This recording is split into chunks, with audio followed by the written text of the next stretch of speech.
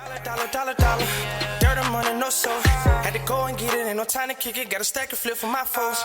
Dollar.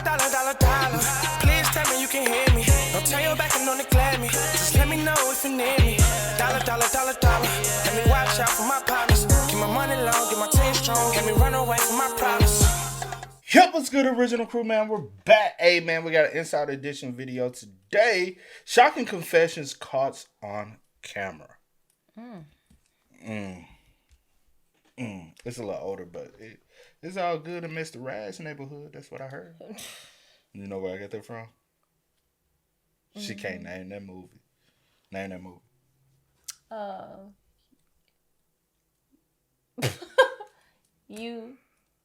Is it? It does. I don't know. Just say it. It's all good in Mr. Rad's neighborhood. Say you got served. Yes. You got served. That was Steve Harvey. Steve Harvey. Yeah, that's what I was like. There was his. Yep, Steve Harvey. Yeah. Hey, make sure y'all check out the links in the description box. Down below. You already know where to go if you want to first support. You gotta do it. Check out down below. Also, if you enjoyed today's video, like it with a thumbs up. I do that to her a lot. I hit her with a movie, little quote, whatever. Well, I don't like it. And she can't remember. And it be from movies that you should remember, like certain weird lines. But I remember that. But barely. No, I didn't barely. I just was second guessing myself. But I remembered it though, because soon you asked me, I was like, "This from You Got Served." I was like, "I don't want to be wrong." But yeah. Let's go. Let's check it out. Let's see what it's about, man. Let's get it. These people made shocking confessions.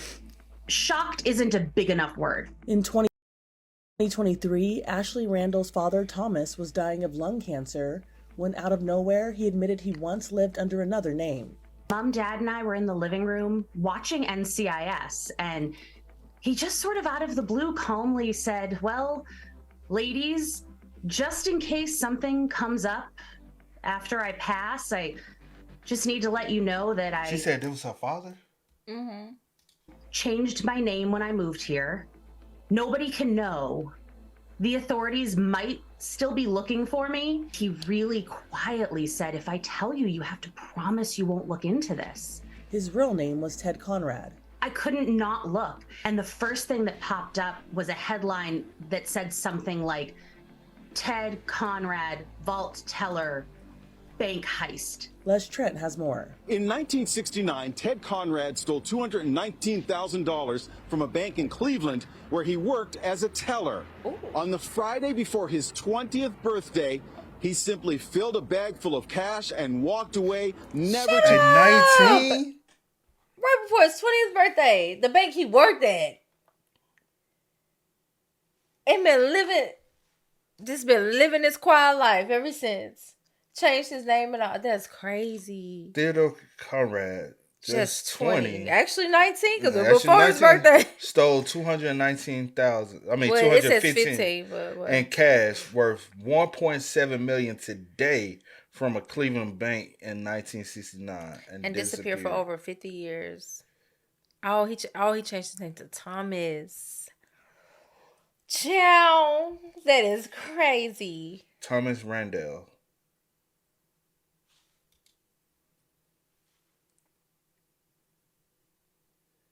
No way. Because he said he died in Mass. He moved to Mass. Damn. birthday, he simply filled a bag full of cash and walked away, never to be seen again. In today's dollars, his take would be nearly $2 million. With his new ill-gotten wealth, Ted Conrad started a new life. He bought a penthouse apartment in Boston, played golf often, and became a car salesman. By the time he married my mom, the money was gone. But all that time, he was still being sought. I'll say this, but it gave him the life to be able to now have this life. Because that amount of money prompted him a head start into a whole nother life. Yeah. So yeah, that money was gone. But I'm pretty sure it's, but it was able to afford. Damn. Yeah, he might not have, like, he ain't put it in a bank and it drew interest and all that. No, he spent it to live a lifestyle to get him connected to do other things that made life easier for him. This happened in 1969. He passed in 21, but was never caught. That's was still kind of like. And honestly, he died at 21. At 71, if he never was sick, Yeah. he'd still be alive and not told a single soul, because he'll be what? That was 21. So he'll be And I wonder where they even 76 and still, if he wasn't ill, he'll still be moving. Boy. That's crazy. Boy, got away with a heist. Woo. That's insane. America's Most Wanted and Unsolved Mysteries both did stories about him. And a father and son team, U.S. Marshals John and Pete Elliott, told Les Trent they made it their mission to capture him. Did you guys, do you think, ever come close to finding his identity? No, is the best answer I can give you. We follow leads all over the country and sometimes even the world. The daughter told the remarkable story on a podcast, Smokescreen, My Fugitive Dad. Because we were so close, I just assumed that since I had no secrets from him, he wouldn't have any from me. Absolutely horrible every day. Almost every minute of every day has been a nightmare. In 2018, after 25 years, Brian Hawkins had something to confess. He told a reporter at a TV station in Redding, California. I'm going to turn myself in next door at the sheriff's department for a crime I was involved in years ago, and somebody lost their life. Hawkins admitted to killing 19-year-old Frank McAllister in 1993. While McAllister's car was discovered in a parking lot, no one was ever arrested or charged in connection with his death. Hawkins and 2 other people allegedly robbed the teenager. They then stabbed him to death and dumped his body in the woods. It was found the next year. Hawkins and the others were all charged with crimes in connection to the death. Frank never even got to have a life, and either did I. He finally confessed that he killed Natalee. He described when and how he killed her. In 2023, Joran Vandersloot struck a plea deal with federal prosecutors in Alabama that required him to reveal what happened the night Natalee Holloway vanished 18 years before. Vandersloot gave a detailed narrative. Bro still lived. And this is 2023?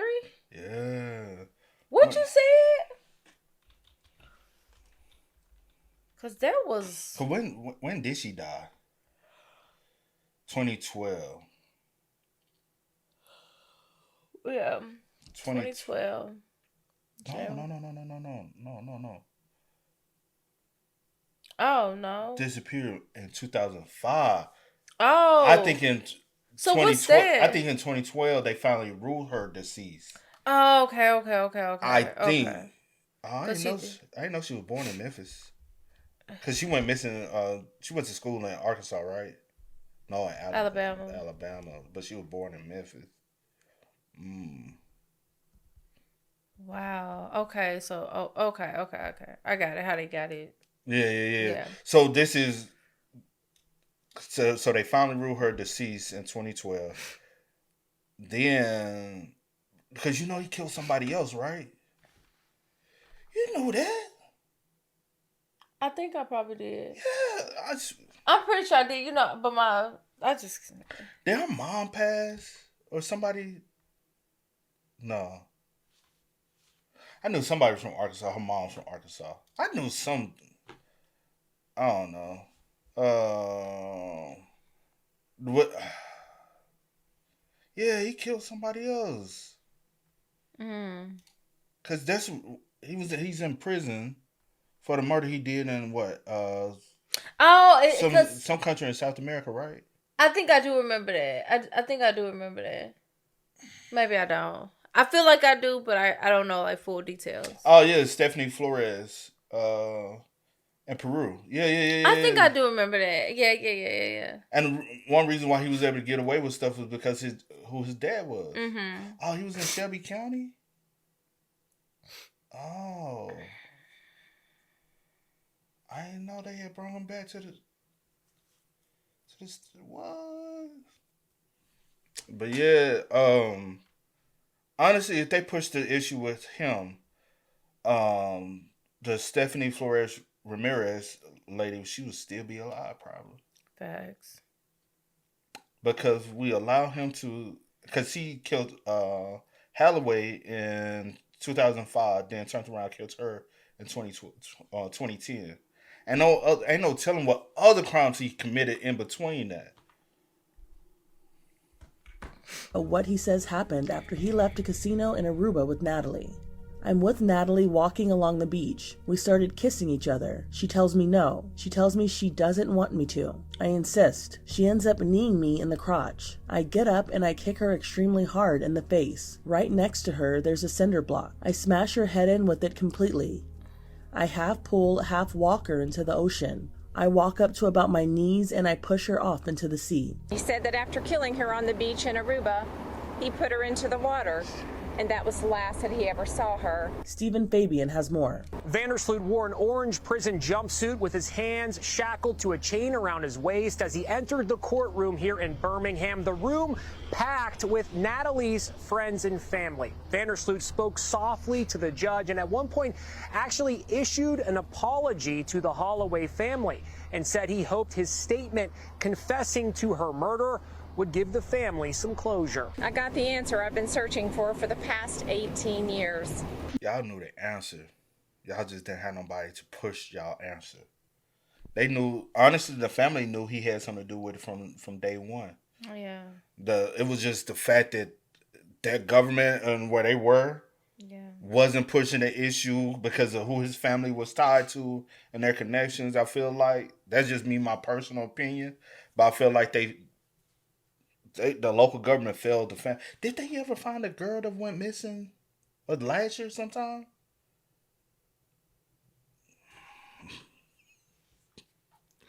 I think she was at college. Hold on, y'all.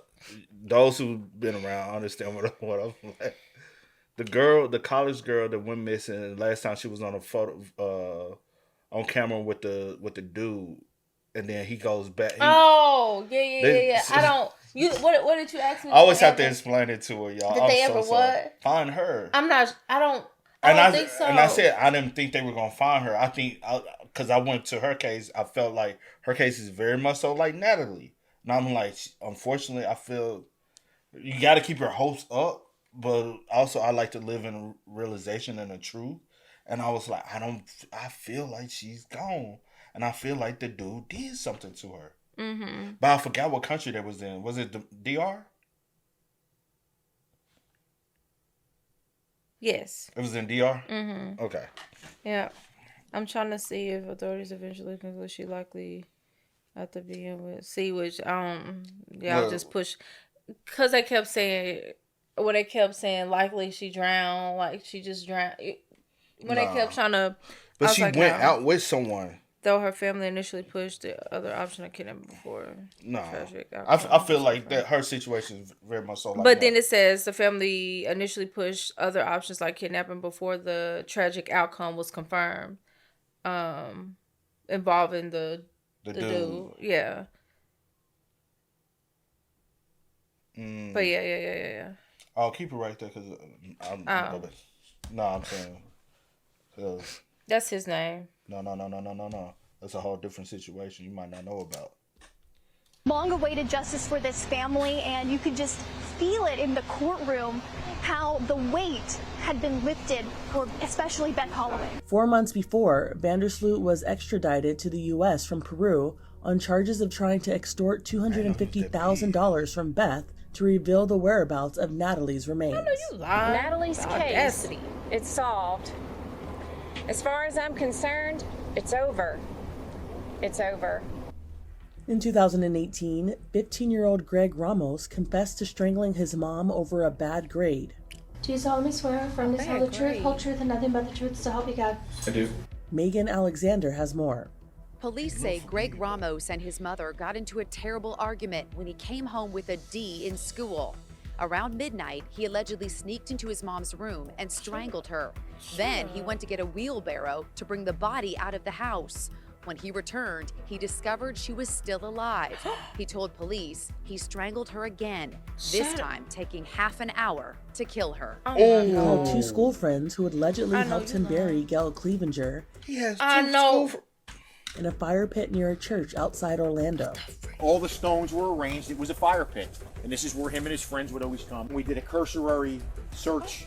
Unfortunately, her foot was protruding after digging down maybe 8 or 10 inches. That's not really a big place to where he put his mom. At first, young Greg Ramos told police he came home from school and found his home had been ransacked and his mother missing, presumably abducted by the burglars. But Greg Ramos had scratches on his face and he was taken in for questioning. Wow. Pretty soon, his story fell apart. It was very boom, boom, boom, boom, boom. Normally you figure there's a point in time where somebody's going to break down or there's going to be some type of emotional. There was no emotional, nothing. There was nothing at all like that. Gail's last post on Facebook was this photo of her son when he was 6 years old. "Love this face," she wrote. In 2018, Emily Morris recorded her former high school coach admitting they had an inappropriate relationship when she was a teen. I'm starting recording now. Let's hope this goes well. So yeah, it would have been kick-ass just to have had a non-sexual relationship at that time. Was it electric at times? Heck yeah. In 1996, Emily Morris was an honor student and star athlete at Lindbergh High School in St. Louis. She was fast, she was clever, she was beautiful, she was intelligent, and any sport she tried, she excelled at effortlessly. Her mom, Joan, says Emily pursued cross-country and track at the urging of her coach, Jim Walder. He was very charismatic. Jim appeared to be the perfect high school coach. Coach Walder was 29, Emily was 15. I felt like a flustery little kid because I did not know what to do. I'm the coach. I turned into a flustery little kid. I think he singled out Emily because she was insecure. She felt that she was a nerd. Her sister Andrea recalls sensing something was wrong. I remember her just being so upset so regularly about the way she looked or, what she was wearing, and she'd be crying before she went to school. She found this drawing Emily scribbled behind a photo of her wearing a track uniform. Coach Wilder told me to get liposuction after he saw this picture. I was so frustrated, okay, but that was us up in your room naked, or you were naked, mad, frustrated, horny. She was embarrassed about what had happened, and she felt guilty. 17 years later, Emily, now 32, went to the police. They gave her a recording device which Emily tucked inside her bra. Then she drove to a local shopping mall to meet Coach Walder. The coach suspected something was up. How are you? You're not wired, are you? But why did we never end up being together? Because did you love me then? It's just not what I would have ever thought I would do. There's a couple people that know, and I feel ashamed almost every time I see them. We did something that wasn't right according to our laws these days. But I'm not a creeper. She came back and cried and cried and cried. She was worried about ruining his life. Jim Walder was charged with statutory sodomy, but before it even went to trial, tragedy struck. She was dead on the floor.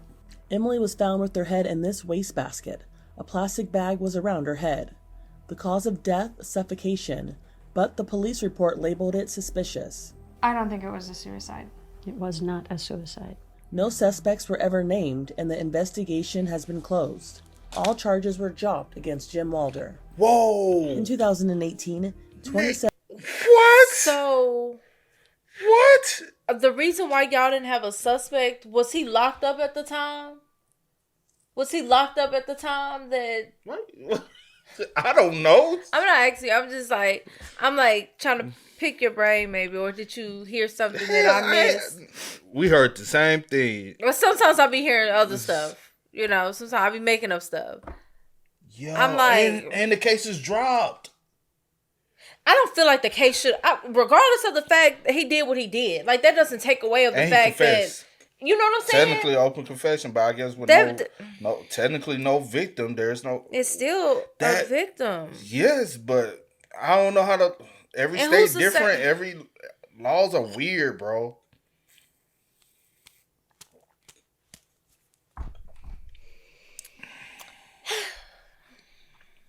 Seven-year-old William Leverett walked into a police station to confess a terrible sin. How?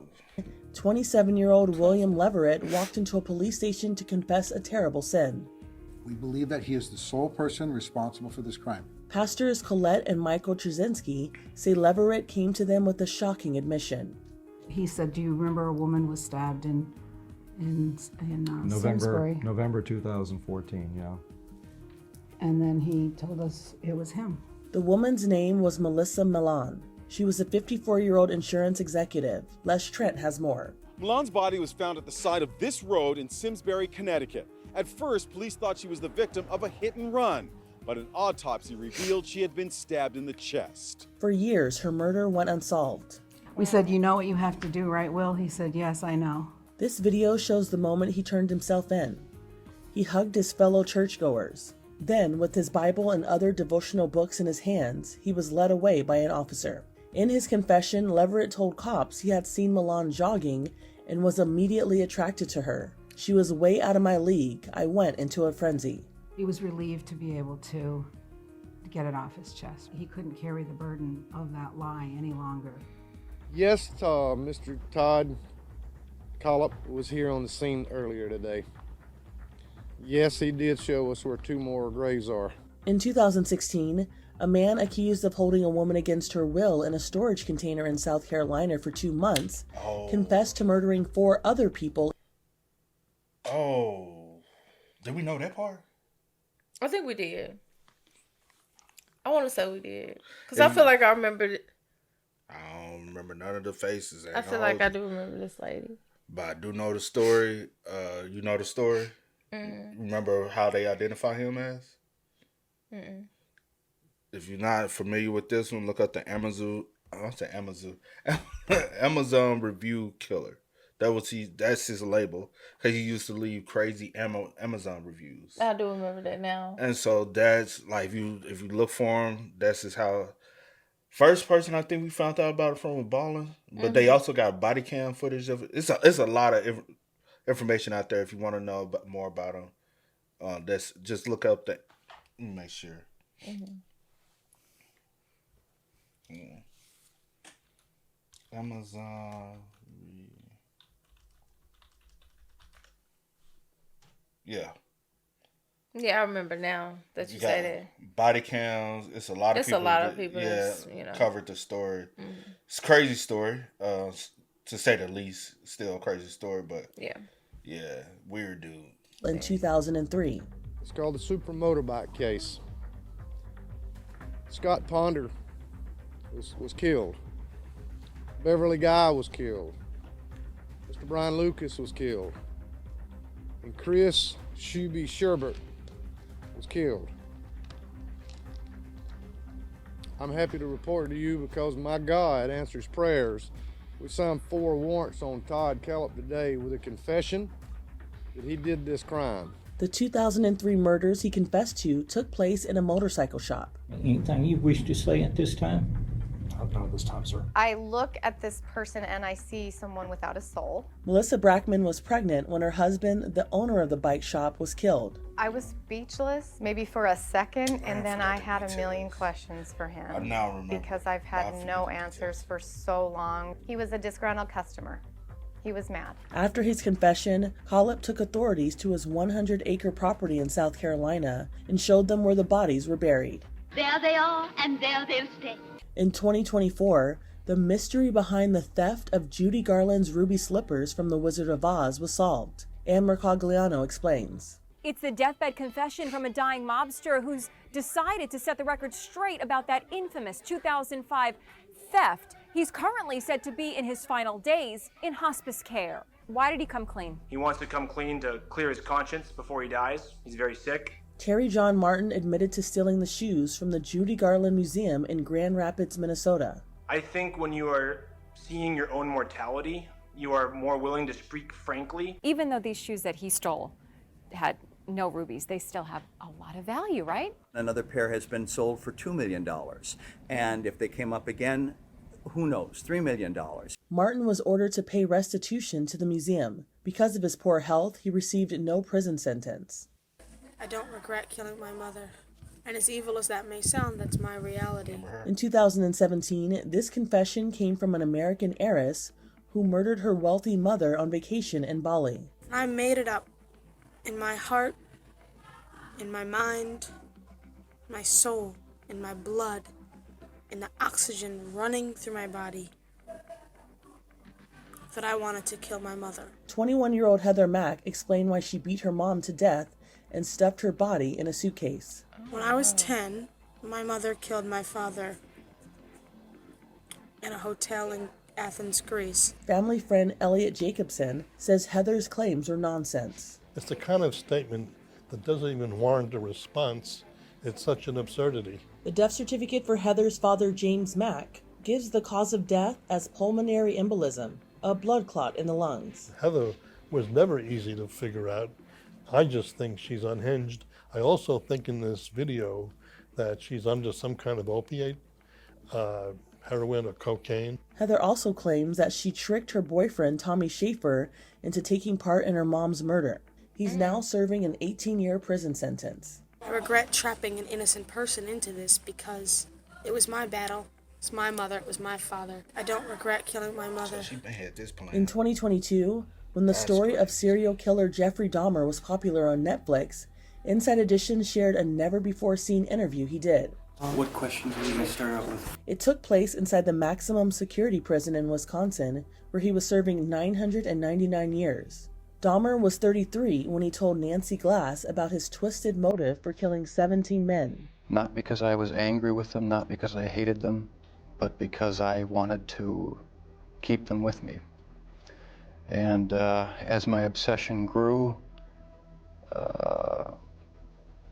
I was saving body parts such as skulls and skeletons, and eventually I did turn to cannibalism. I'd have the sleeping pill mixture already prepared.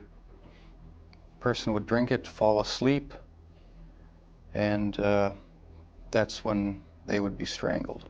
Do you still feel those same urges? Do you still feel that compulsion, that obsession?